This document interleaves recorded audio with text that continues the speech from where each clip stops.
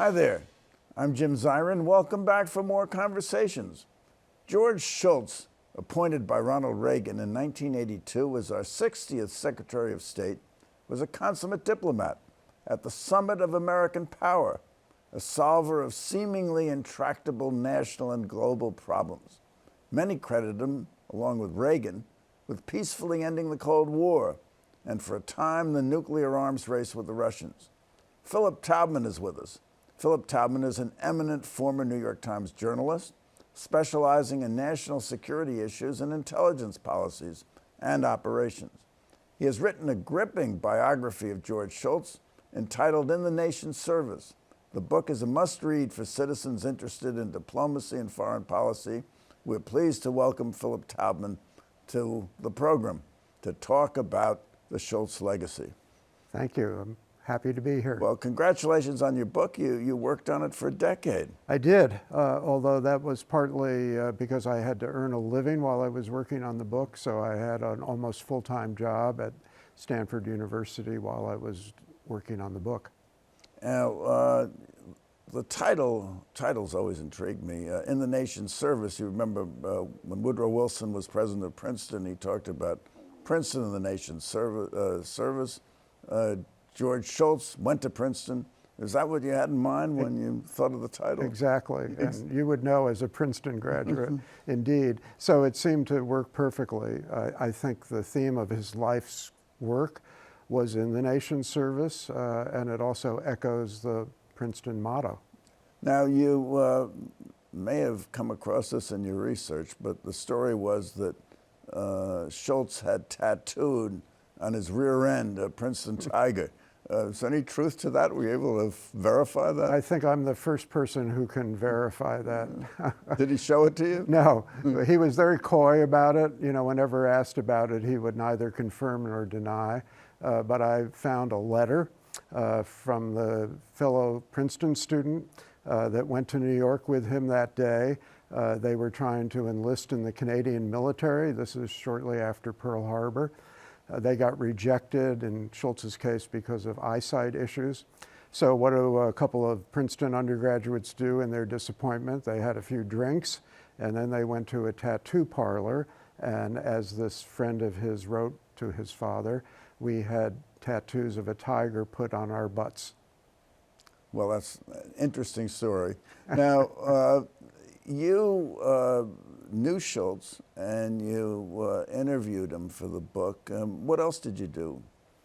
Well, I met Shultz when I was covering the State Department for the New York Times back in the early years of the Reagan administration. Traveled with him on several overseas trips. Then I moved to the Moscow Bureau of the Times, and of course he showed up in Moscow a number of times negotiating various arrangements with Gorbachev and Shevardnadze, the Soviet foreign minister. So I knew Shultz reasonably well, and then our paths parted.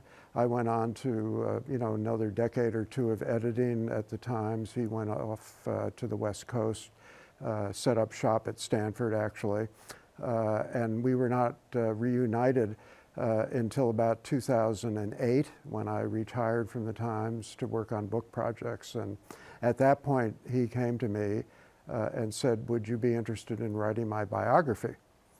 And as an inducement, he said, I'll give you exclusive access to my papers, which are housed at the Hoover Institution at Stanford.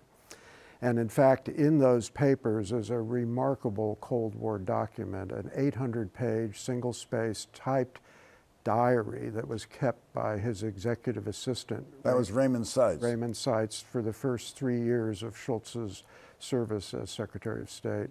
So as soon as I saw that diary, I thought, wow, this is the key to a really inside account of what happened in the Reagan administration.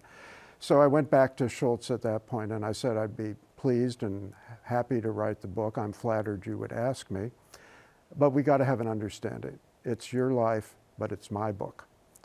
And he immediately agreed. And you know what? Through the course of the time I wrote the book, he saw many chapters before he died. He never asked me to change anything in his favor. Because it was all true. It was indeed. Now, did you actually interview Seitz as well? Yeah, I spent a day and a half with Raymond up at his retirement home in the woods of New Hampshire. He was very insightful about his former boss, and when a combination of talking to him, looking at his diary, and of course many other interviews I did and a vast array of historical materials, you really get a picture of what Shultz did as Secretary of State and how he had to fight to get influence in the Reagan administration. It wasn't obvious at the beginning that the policies that he favored, namely, improving relations with the Soviet Union, were going to be supported by Reagan. Now, the site's journal, I guess it's a journal, Yes. really is the best documentary evidence we have of the relationship between Reagan and Shultz. And having gone through the journal, having interviewed Seitz, having interviewed Shultz, exactly what was their relationship? Well, it changed over time. When he was appointed in 82, they didn't know each other very well. Shultz had served as an economic advisor during the Reagan presidential campaign in 1980. Reagan actually called him after Reagan was elected to, sort of see if Shultz might be interested in a cabinet job. Shultz had served in 3 cabinet positions in the Nixon administration. As a matter of fact, other than Elliot Richardson, he's the only person who's held 4 cabinet positions in the United States government. Exactly. So, they had this kind of inconclusive phone call, and Reagan went ahead and appointed Alexander Haig as Secretary of State. After the inconclusive Yes. phone call. And Haig flamed out after a year. And so then Reagan brought Shultz in. And the interesting thing is, Shultz came to Washington as Secretary of State actually with the goal of winding down the Cold War. And the most vivid example of that is not long after he gets there, he's invited to dinner at Kay Graham's home, the publisher of the Washington Post. He's seated next to Shultz's wife, Obie. Bob turns to Obie Shultz and says, "What are your husband's goals as Secretary of State?" We're talking about 1982. And she says, without missing a beat, "End the Cold War." So Shultz came to Washington with that notion. What he didn't know was that Reagan had also come to Washington with that notion, but it was obscured behind all of the belligerent rhetoric about the Soviet Union, evil empire. Communism is going to wind up on the ash heap of history. Huge arms build up under Reagan. Underneath all of that, Reagan actually wanted to end the Cold War. Mr. Gorbachev, tear down that wall. That's another example. Shultz didn't want him to say that, did he? He didn't. He thought that was too inflammatory. But it took them really the entire remainder of Reagan's first term before they came to understand each other, Shultz and Reagan, and realized that they were actually on the same page. Well, Shultz, I think, made the statement, I don't make foreign policy. The President of the United States, Ronald Reagan, makes foreign policy. I just carry it out. Right. Very modest, maybe a bit of false modesty there. Team player. Yeah, but he knew how to develop a trusting relationship with the president. Now, but within the bureaucracy, he had his strong opponents. He had Cap Weinberger at Defense, and in the early years of his post as Secretary of State, there was the National Security Advisor, William Clark, who was close to Reagan and had a bitter rivalry with Shultz. And that kind of netted, as I read your book, a kind of chaotic, feckless foreign policy where the Reagan administration really couldn't have one voice as to what its approach was to foreign relations. Yeah, no, exactly. So Shultz ran into this buzzsaw. He comes in as secretary, and believe it or not, and you can see this in the site's journal, months go by, he cannot have a meeting alone with the President of the United States to talk about U.S.-Soviet relations. Every time he goes to the White House hoping to have that meeting, he arrives and the Oval Office or the cabinet room is full of his opponents. And so he actually says to Seitz at one point, this is now many months into his time as Secretary of State, I desperately need a meeting with the president to talk about East-West relations. So it was incredibly chaotic. When you talk to people, as I did, like Jim Baker, who was the White House Chief of Staff, and others who worked in the first term with Reagan, they described it as an anarchy, basically, in the making of foreign policy. And there was also something of a freeze-out, wasn't there? That I think you recount that Reagan sent a note to Andropov, which he didn't bring Shultz in on, that there were meetings that Shultz wasn't invited to. I mean, there's certainly no way to run a railroad. No, it was a striking example of how not to conduct foreign policy. You see again, over and over again, not just in the Seitz journal, but in other historical records. I mean, I think the bottom for Shultz, the nadir of his time as Secretary of State, was when he was traveling abroad in July of 1983. And the Defense Department and CIA brought a whole series of decisions before Reagan to escalate U.S. covert intelligence and military policies and operations in Central America without the knowledge of the Secretary of State.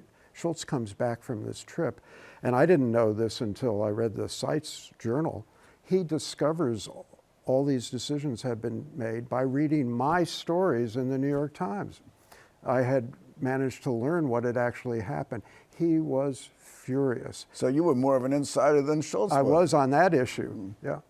And so you also had his rivalry with Cap Weinberger. Shultz had been Cap Weinberger's boss at Bechtel Corporation, the engineering corporation that had so many ties in the Middle East. Right. Now, they worked together well, it seemed, at Bechtel. Why was there such rivalry in the government? Well, actually, you have to go back to the Nixon administration to see that rivalry. So when Shultz comes in at the beginning of the Nixon administration as Secretary of Labor, Nixon brings Weinberger in to be head of the Federal Trade Commission. Then they create the Office of Management and Budget. Nixon names Shultz as the first director. Guess who his deputy is? Cap Weinberger. Then Shultz ascends to become Treasury Secretary. Weinberger ascends to become Secretary of Health, Education, and Welfare. So in the Nixon administration, they are rivals, and in each step of the way, Shultz is in the more senior or prestigious position. Then they go to Bechtel. Well, Shultz becomes the essentially chief operating officer, and Weinberger is the general counsel. Again, he's reporting to Shultz directly in this case. So by the time they are joined in Washington in the Reagan, Cain and Abel. There is a really almost venomous rivalry going on, and it's clearly annoying and frustrating to Shultz that at every turn Weinberger seems to be opposing him. Okay, so now Shultz's background was as an economist. Correct. He had been in business. Did he have any background at all in foreign relations or diplomacy when he took office as Secretary of State? Very little, but you know what? The background that he did have, as small as it was critical. As Labor Secretary and then later as Treasury Secretary, he traveled to the Soviet Union. And so therein you see the formation of a different attitude about the Soviet Union than almost anybody in Washington had at that time. Remember, it's the height of the Cold War. He goes to the Soviet Union, and on one of these trips, he goes to Leningrad, and his host is a stony, kind of Stalinist minister in the Kremlin. They're on the way up to Leningrad, and Shultz says, I'm hoping we'll go to the Hermitage, right? And this minister says, we will go to the Hermitage, but first we're going to the cemetery. The Hermitage is a museum. The museum, one of the world's great art museums. Well, if you've ever been to the cemetery in Leningrad, it's one of the most powerful places to visit.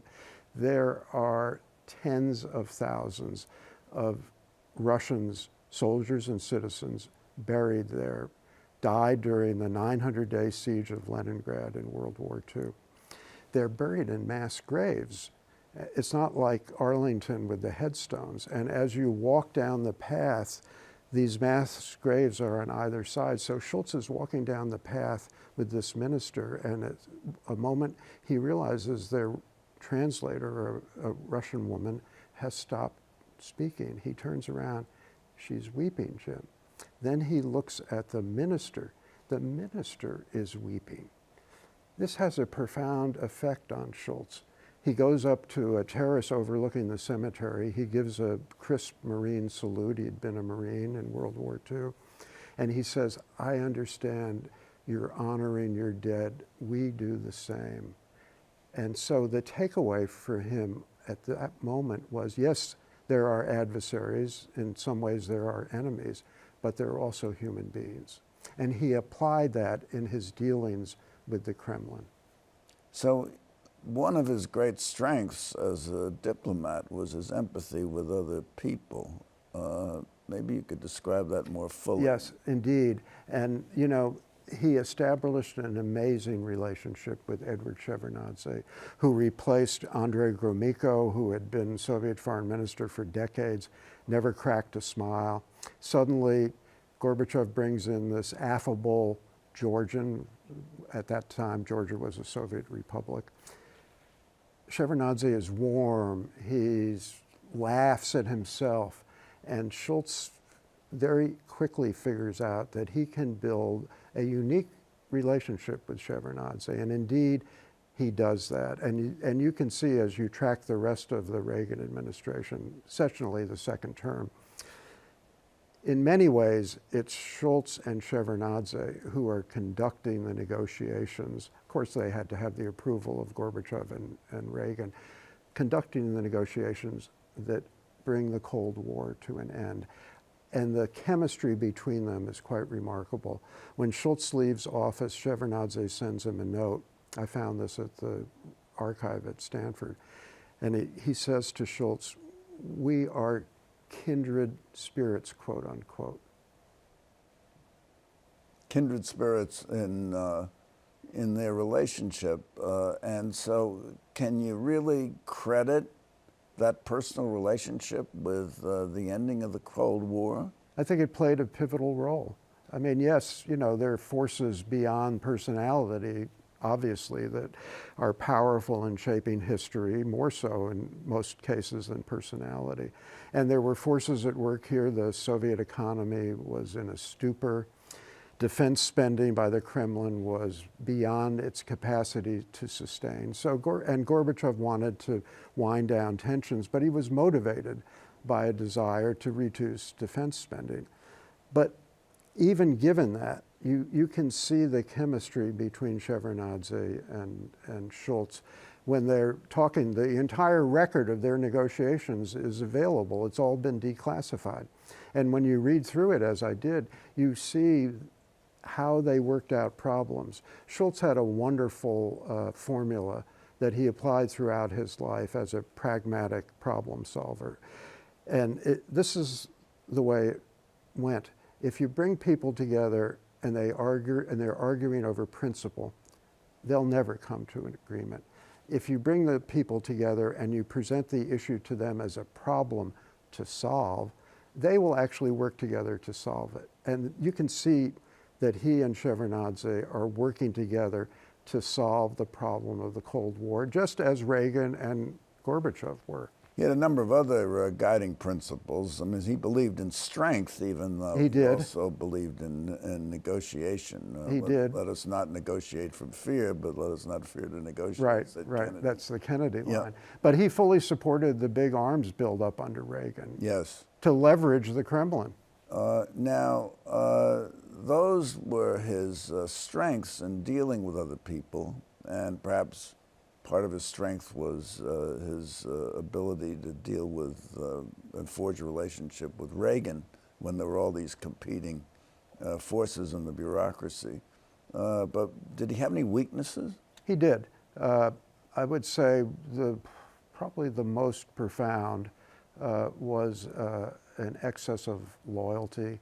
So this is something that was instilled in him during World War II in battles in the South Pacific where he fought as a Marine. And you can see it playing out over the course of his life. So in the Nixon administration, Watergate is now engulfing President Nixon. Shultz, in private conversations with Arthur Burns, the chairman of the Fed at the time, and Burns, by the way, kept a diary. Burns talks about the fact that Shultz realized Nixon was corrupt and that he was immoral and the administration was going down in flames. But he didn't quit. He did not resign until May of '74, 3 months before Nixon did. So that's example one.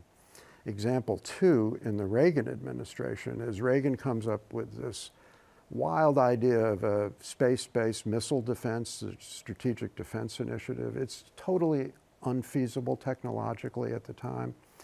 Shultz, when he first hears about it, is appalled. He says, this is crazy. The technology will be decades before we can achieve anything like this. And meantime, it's going to upend our nuclear relationship with the Soviet Union. He opposes it. He tries to argue Reagan out of revealing it. Once Reagan gives the national speech announcing it, Shultz salutes and supports it. And then I mean, best case, the SDI, Strategic Defense Initiative, which the press called Star Wars.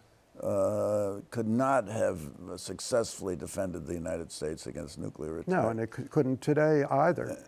And it never got there anyway. No. So, but it was such a cornerstone of Reagan's foreign policy and attitude toward the Soviets. And then they met at Reykjavik. They, Gorbachev Right. and Reagan, Shultz was there, I guess Shevardnadze was there too. And they basically reached an agreement to eliminate all nuclear weapons, except Gorbachev wanted Reagan to give up Star Wars. Why did he want him to give up Star Wars if it wasn't even effective? Well, and Reagan refused to do it, and so the negotiation broke down on that issue. Yeah, so, you know, I think in retrospect, you look back, that was a hinge point in history. They did agree momentarily at Reykjavik to eliminate all nuclear weapons. And to me, what I never could understand about it, and I asked Shultz about this, is, okay, Reagan is pushing forward with the Strategic Defense Initiative, Star Wars. Okay, let's figure he's using it as a bargaining chip with the Kremlin. Okay, fair enough. So now you come together, you've got them where you want them. Gorbachev is saying, let's get rid of nuclear weapons. The only thing you have to do to get my assent to do that is to agree to keep research on Star Wars in the quote unquote laboratory for 10 years. And Reagan says, no, I won't do that. Well, if he'd been successful in doing away with nuclear weapons, you didn't need Star Wars. No, but you know, the truth is, had they agreed in Reykjavik, I think Reagan would have come back to Washington. He never would have gotten that through the Congress of the United States. Yes. Of course, at the end of the day, Gorbachev addressed the UN and hailed the end of the Cold War. And he credited Reagan and his administration and George Shultz with bringing about the end of the Cold War. And Shultz is popularly thought of as the architect of the end of the Cold War, although it seems to me that today the Cold War continues, maybe even worse than it was before in Ukraine. But I have a question for you, Philip Taubman, and the question is, why was George Shultz, if you think so, one of our greatest secretaries of state? The reason I think you can say that about him was, first of all, the achievement, which is winding down the Cold War. And the way Gorbachev put it for use in my book, this comment that he gave that's in the book is, without Reagan, the Cold War would not have ended, but without Shultz, Reagan would not have ended the Cold War. So it's that singular achievement, I think, that makes him a historically significant figure among U.S. Secretaries of State. But beyond that, if you look at his service as Secretary of State, you see the application of something so rare in Washington, especially today, my God, which is setting aside ideology, setting aside partisanship, concentrating on solving problems. You know, that's really what he came to town to do, and he succeeded. So his genius was as a problem solver. I think that the term I would use if I had the opportunity to say in just a few words who George Shultz was, pragmatic problem solver. Pragmatic problem solver. Philip Taubman, thank you so much for coming by. This has been just wonderful. And thank you for coming by. Tune in next week for more conversations. Meanwhile, take care, be well, and all the best. I'm Jim Zirin.